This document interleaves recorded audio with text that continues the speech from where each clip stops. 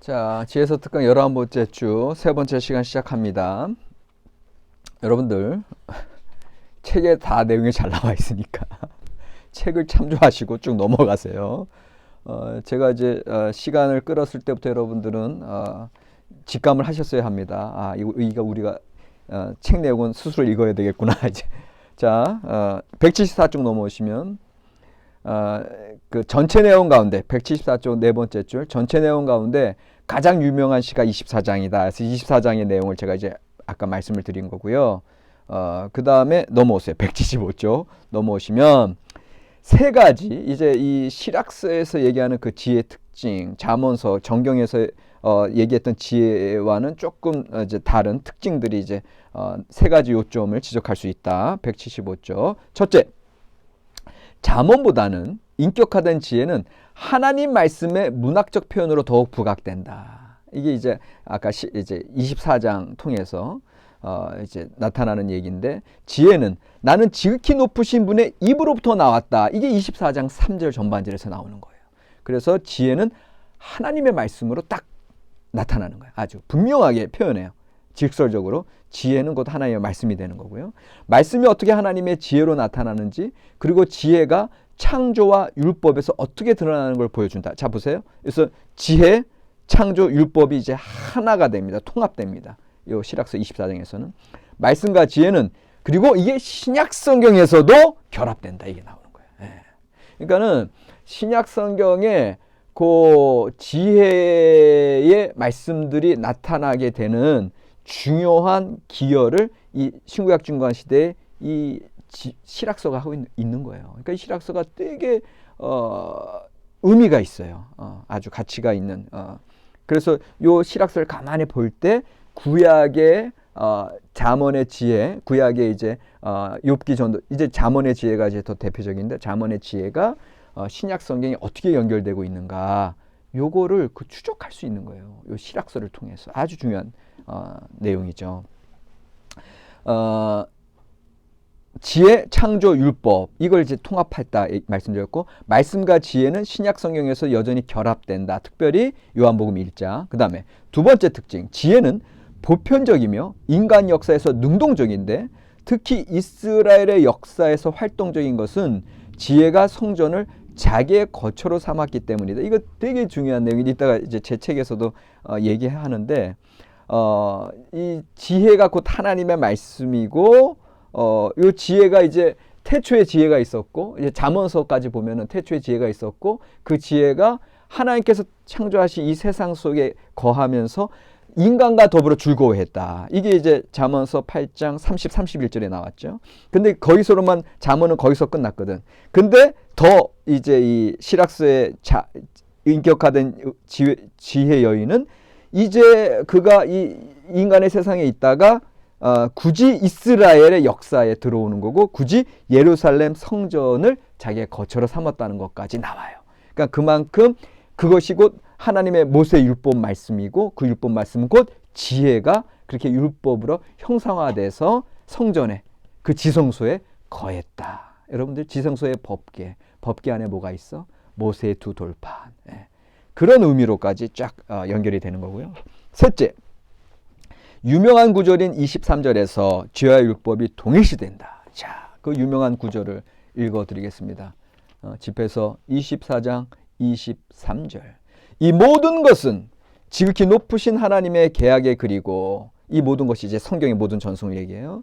야곱의 회중의 상속 재산으로 모세가 우리에게 제정해준 율법이다. 이렇게 나와요. 그래서 여기서 얘기하는 이 모든 것은 그 모든 율법, 예언, 또 조상들의 전통을 다 결합한 지혜예요. 그러니까 여기서 지혜는 이 모든 지혜는 지극히 높으신 하나님의 계약의 글이고, 야곱의 회중의 상속 재산으로 모세가 우리에게 제정해준 율법이다. 지혜는 이꼴 율법이다. 이게 24장 23절의 선포가 되겠습니다. 이 유명한 구절인 23절에서 지혜와 율법의 동일시, 즉 이 모든 것은 지극히 높으신 하나님의 계약의 그러리며 모세가 제정해 준 율법이다는 이전에 두 다른 실체로서 지혜와 율법이 논리적 동일시로서의 기계적으로 해석하지는 말아야 하고, 대신에 벤시라가 성서적 계시 중 최고의 표현으로서 하나님의 지혜를 인식하고 있다는 것으로 받아들여야 한다. 그러니까는 지금 클리포드의 얘기는 지혜와 율법을 기계적으로 그냥 하나로 보기보다는 그만큼 지혜자, 아까 제가 말씀드렸어요. 오늘의 지혜, 오늘의 말씀은 오늘의 지혜고, 오늘의 기독교 신앙에서도 지혜의 삶을 살아가는 게 곧 말씀 중심의 삶이다가 되는 것처럼, 이 벤시라 시대 때에도 하나님의 그 모든 말씀의 통합적인 표현을 지혜로 얘기했다는 거예요. 그런데 그 지혜는 곧 또 이분은 유대주의 학자이기 때문에 율법이라는 거예요. 그러니까 지혜와 율법이 동일시됐다라고 하는 거. 그래서 지혜, 율법, 경외의 신앙, 그 다음에 창조, 이것이 계속 신학서에서는 같은 듯 다르게, 다른 듯 같이 표현되는 거예요. 하나님의 말씀으로 창조됐다고 하는 거, 하나님의 지혜로 창조됐다고 하는 거, 하나님의 말씀이 이 땅 가운데 들어와 있다고 하는 거, 하나님의 지혜의 삶을 살아간다고 하는 거, 이것이 계속해서 함께 중요한 개념으로 신학서에서는 계속 부각되고 있다, 이렇게 말씀을 드리고요. 그 다음에 신학서의 주요 교훈에서 지혜와 178쪽 지혜와 현자, 그 다음에 180쪽에 여호와 경외가 나와 있는데, 하나님 180쪽 여호와 경외, 하나님 경외는 신학서 훨씬 이전부터 고대 근동에서 중요시 여겨온 개념이다.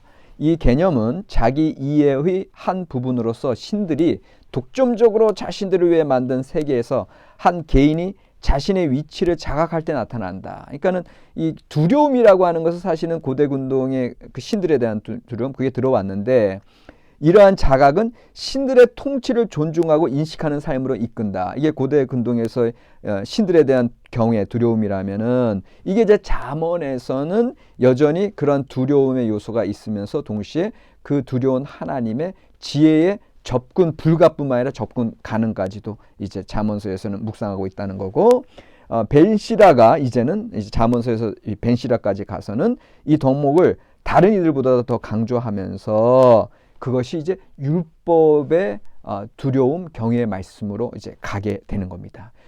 그래서 그 이 율법에 대한 두려움 말씀으로 살아가는 삶이 토라 신앙에서 배웠던 지혜의 삶, 지혜의 삶, 복 있는 삶으로 이제 가게 되는 거예요. 지혜가 핵심 주제로 부각됐다. 181쪽 여호와 경외 또는 야훼에 대한 신앙은 지혜를 체득한 사람들의 기본적인 태도이다. 그렇게 이제 쭉 얘기하고 있고, 여기서도 네 번째 줄에 지혜, 다섯 번째 줄에 경외, 그 다음에 율법, 이 세 개념은 긴밀하게 관련되어 있다 말씀을 계속 드리고 있고요. 그 다음에 기도, 자연과 역사 182쪽, 그 다음에 184쪽에 하나님의 주권과 인간의 자유 쭉 이야기가 되어 있습니다. 이거 여러분들 쭉 읽어주시면 좋겠습니다.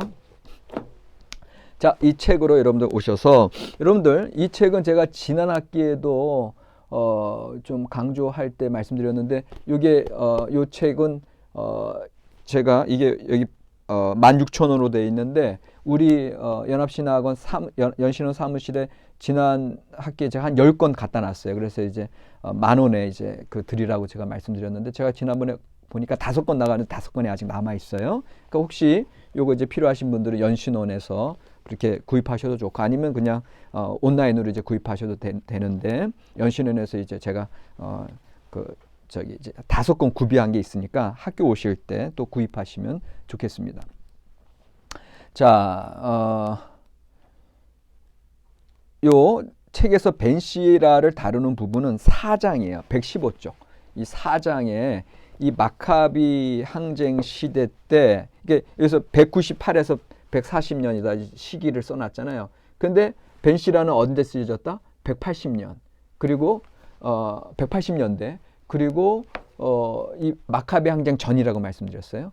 그러니까 어떻게 보면 이 벤시라서의 의미가 아까 쭉 말씀드렸듯이 지혜에 대한 특별한 의미가 잠언에서 발전된 그런 특징들이 있고, 당시에 현자들의 삶을 가르쳐주고 있고, 그 다음에 지금 여기서 보니까 또 그 마카베 항쟁 직전에 이 현자들, 여러분들 마카베 항쟁은 나중에 하시딤이라고 하는, 이제 마카비 가와 하시딤 경건자들, 그 경건자들이 이제 그 헬라의 그 헬라 문화에 대항해서 이제 군사적인 그 투쟁까지 이제 벌였던 사건인데 그런데 거기에서 그 하시딤들은 이 지혜자들이거든요. 그 경건자들은. 그러니까 그리고 이제 사실은 다니엘서의 배경이 되는 게 그 마카베 항쟁이거든요. 우리가 지난 학기에 다니엘과 묵시문학 배울 때 다 나누었듯이 그렇기 때문에 이 당시에 이 현자들의 모습을 가르쳐주고 있다 그랬잖아요. 그러니까 그런 면에서 상당히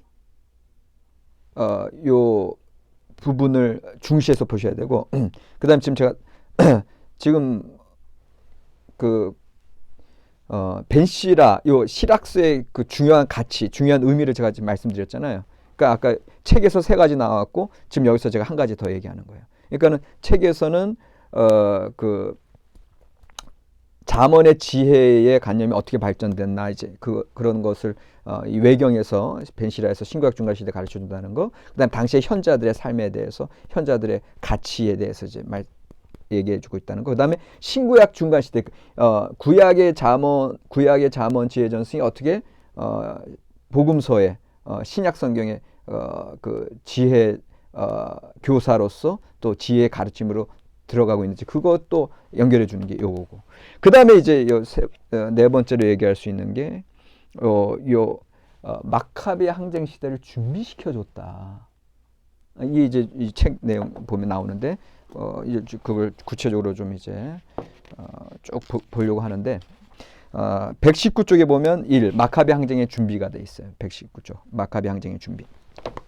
그래서 마카베 항쟁을 어떻게 이 벤시라의 이 집회서가 준비해 주고 있느냐. 121쪽에 중간에 단락 시작하죠. 그럼에도 불구하고 벤시라는 다음에 4가지 차원에서 헬라주의를 경계하며 아직 수면으로 부상하지 않은 전통적 야외주의자들, 그 하시즘을 대표로 하는 야외주의자들의 항변을 사상적으로 준비시켜줬다. 이게 이제 중요한 내용이에요. 그러니까 여러분들 지금 제가 무슨 얘기하고 있냐면 아까 말씀드렸어요. 우리가 신구약 중간 시대를 얘기할 때는 항상 이제 기존의 그 유대주의 헤브라이즘과 구약 성경의 전통과 그다음 야훼 사상의 전통이죠. 야훼 사상의 전통과 헬라주의가 만나고 있다. 어떻게 보면은 충돌이거든요. 클래시. 충돌인데 이 충돌로 깨어진 게 아니란 말이야.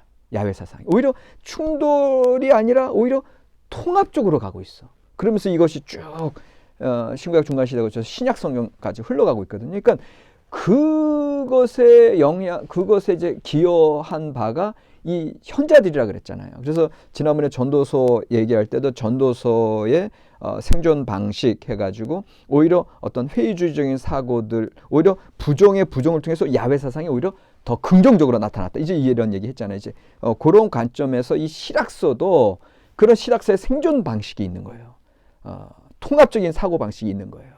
그래서 단지 극단적인 보수주의자로 흘러간 것도 아니고 극단적인 세속주의로 흘러간 것도 아니고 기존의 사상, 옹고이지신, 기존의 전통들을 당시의 삶 속에서 잘 새롭게 갱신시켜 나가는 일들을 이 현자들이 해왔는데 지금 이 실학서에서는 어떻게 하고 있느냐 이거 봤더니 첫째, 그는 지혜교사로서 헬레니즘의 세속적인 문화에 노출된 젊은이들에게 전통적인 신앙의 가르침들을 교육하였다. 이렇게 나와요. 그래서 실학서 51장 23절에서 보면 젊은이들 교육의 장으로 초청하면서 배우지 못한 자들아 내게 가까이 오너라 내 배움의 집 베이트 미드라시. 여기서 이제 그 우리 정경에서는 구약 성경에서는 아주 그 구체적인 지혜 교육 기관이 안 뜬다 그랬잖아요. 메소포타미아에서는 지혜 교육 기관이 제도적으로 뜨는데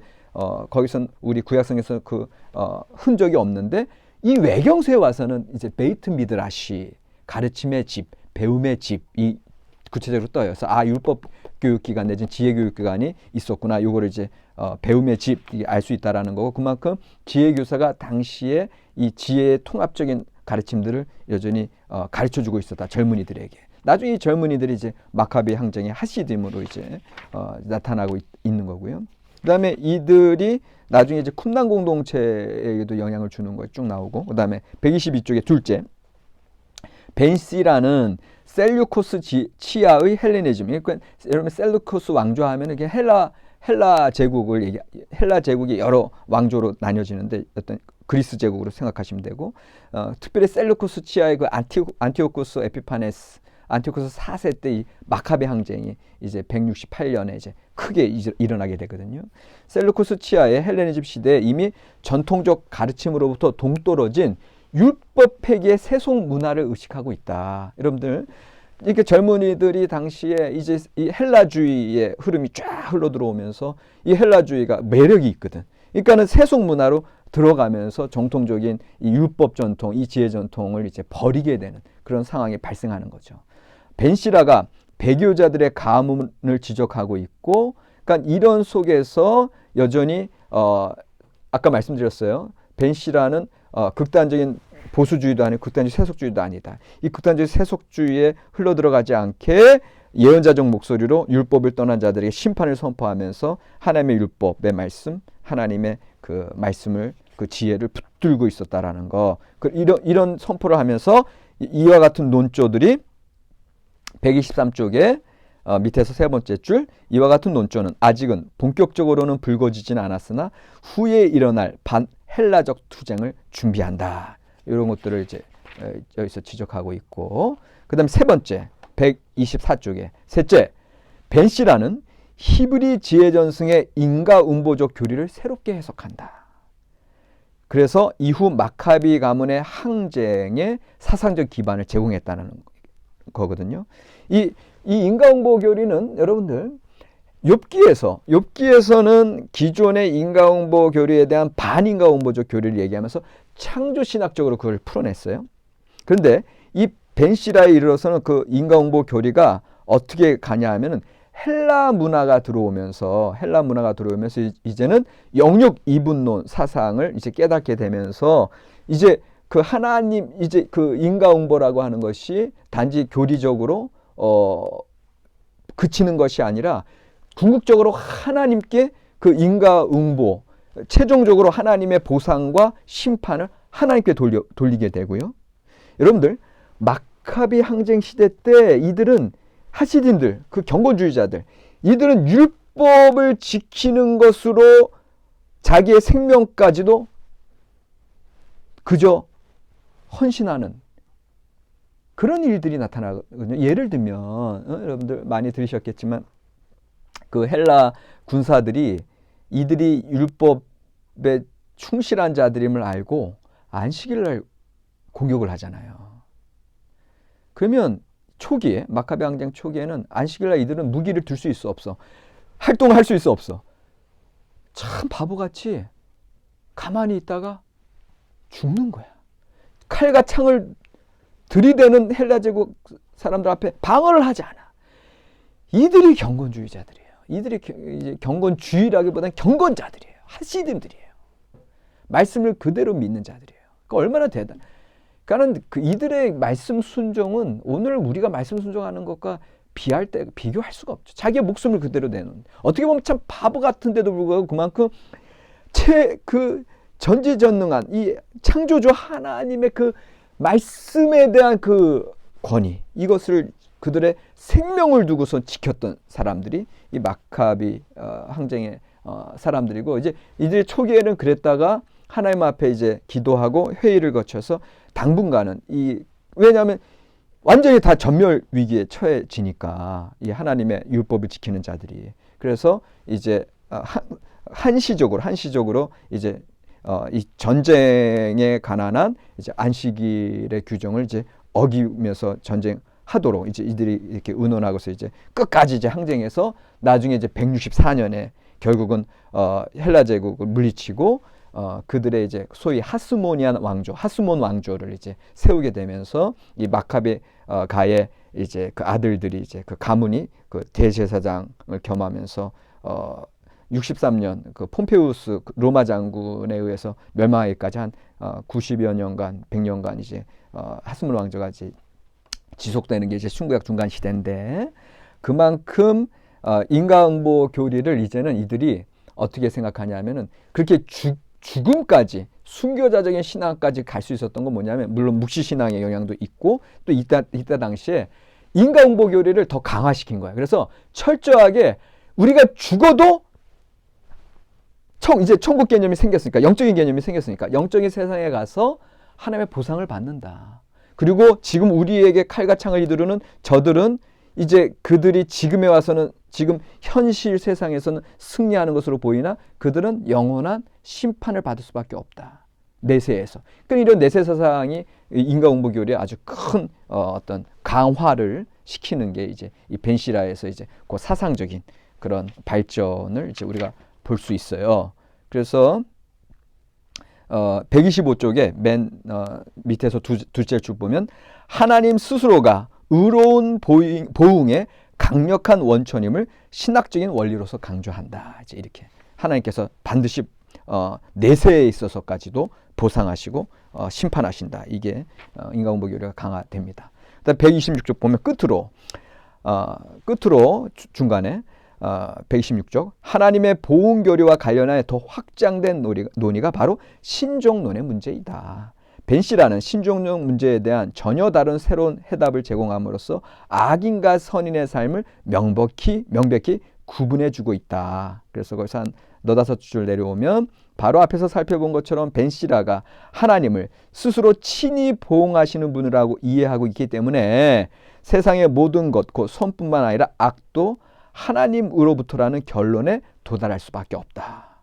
결국은 이 신종론의 문제는 욥기에 있어서는 악의 문제에 대해서 오히려 욥이 이제 하나님 앞에 따질 수 없다. 내지는 앞으로 악의 문제는 여전히 하나님의 창조의 동력자로서 정의의 문제를 이제 악을 물리치고 만들어가는 이제 그런 식으로 우리가 이제까지 정리해 왔는데 이거는 아직은 헬라적인 사상 영육 이분설이 들어오지 않았을 때. 그런데 이제 영육 이분설이 들어오고 헬라 사상이 들어왔을 때 이 벤시라는 이거에 대해서 하나님의 어떤 창조 원리 가운데 이 악과 선이 함께 교차적으로 나타나고 이런 양면적인 모습이 있다고 하는 것을 이야기하면서 어떻게 보면 이거는 약간 스토아 철학적인 내용이 들어와 있는데 그런 하나님의 어떤 보편적인 어떤 정신들이 이 세상 속에서 드러나고 있는 우리가 보기에는 악한 문제 자체도 결국은 하나님께서 허락하신 것이고 그것이 오히려 하나님의 전체적인 질서와 균형을 이루는 세상 질서의 원리로서 작용하는 것이고 악도 악한 기능을 통해서 선을 이루고 질서와 균형을 이룬다. 이렇게 해서 설명해요. 그러니까 이건 약간 스토아적인 철학이고 이런 면에서는 사실은 정경성 우리 기독교적인 신앙에서는 이거는 약간 철학적인 내용이고 정경성으로 편입하기에는 조금 어려움이 있어요. 그래서 이제 이건 우리 입장에서 외경으로 칠 수밖에 없거든요. 그러니까 신종론에 대해서는 이런 관점은 우리가 다 받아들이지는 않아요. 우리 개신교 신앙에서. 그러나 어쨌든 이 집회에서는 그렇게 설명을 한다는 거고 128쪽에 벤시라의 헬라적 유대주의에서 어떻게 헤브라이즘과 헬레니즘이 통합적으로 나타나느냐 요거를 이제 얘기하고 있고요. 그리고 나서 135쪽에 시락서의 생존 반식이 나와요. 여기에 이제 시락서가 당시의 삶에서 어떠한 신학을 새롭게 펼쳐가느냐 그거를 이제 쭉 여기서 얘기하고 있는데 136쪽 밑에서 세 번째 쪽 첫 번째 우선적으로 지적할 수 있는 것은 벤시라가 이어받은 지혜 전승은 그 자체로 이미 지혜와 토라의 긴밀한 연합이라는 사실이다. 이미 구약 성경에서 지혜와 토라의 긴밀한 연합이 나타났고 그것을 벤시라가 이제 아까 얘기했던 24장에서 이렇게 통합적으로 드러냈다라는 거고요. 137쪽 둘째 구약 성서 지혜의 챔피언인 솔로몬에게서도 이미 지혜와 토라는 불가불 상호 연관성을 보인다. 솔로몬을 위한 다윗의 기도문은 이렇게 기록되어 있다. 역대상 22장 12절 여호와께서 내게 지혜와 총명을 주사 내게 이스라엘을 다스리게 하시고 내 하나님 여호와의 율법을 지키게 하시기를 더 원하노라. 지혜와 율법 이미 같이 나와 있다.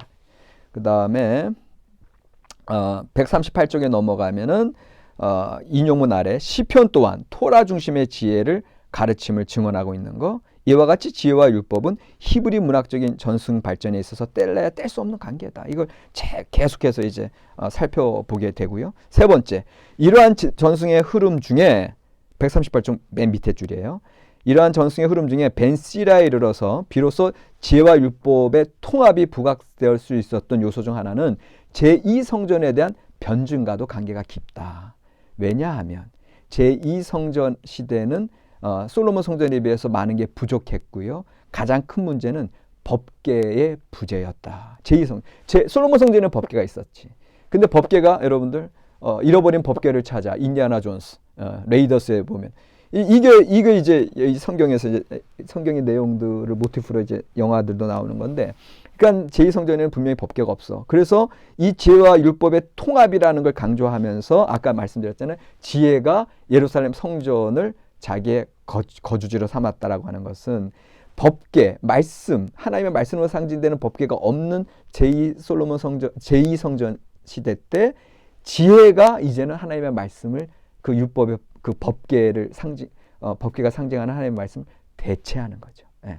그런 의미에서도 되게 중요한 의미가 이제 벤시라가 지혜와 율법을 통합시키는 것이 여기서 나타난다. 그래서 이제 성전 중심의 신앙을 계속해서 강조했다라는 거고, 140쪽 끝으로 140쪽 네 번째 줄, 벤시라의 지혜와 율법의 통합은 벤시라의 시대에 이루어진 유대교의 거룩한 문서인 타낙의 정경화 과정과도 무관치 않다. 왜냐하면 율법 전승, 예언 전승 다 가지고 있죠. 그리고 나서 그 지혜의 귀한 말씀들도 여전히 하나님의 말씀에 통합되면서 율법과 지혜를 하나로 본다고 했을 때 그 정경화 과정의 근거로 작용을 했다라는 겁니다. 자, 그렇게 하면 이제 제 책도 그렇게 이제 144쪽까지 이제 그렇게 마치게 되고요. 자, 여러분들 과제는 아까 말씀드렸어요. 이 벤시라 시락서의 가치, 의, 벤시라의 중요성 네 가지 말씀드렸고, 우리 교재에서 세 가지, 그 다음에 제 책에서 한 가지 말씀드렸고, 요거를 그냥 간단하게 써주세요. 간단하게 써주시고 네 가지 의미, 네 가지 가치 의미를 써주시고, 그 다음에 여러분들이 이 벤시라 처음 소개받으셨는데 이 시락서의 이제 중요성을 이제 네 가지 지식적으로 써주시고, 여러분들이 느끼는 또 중요성을 함께 여러분들 평가를 써주시면 좋겠습니다. 수고하셨습니다.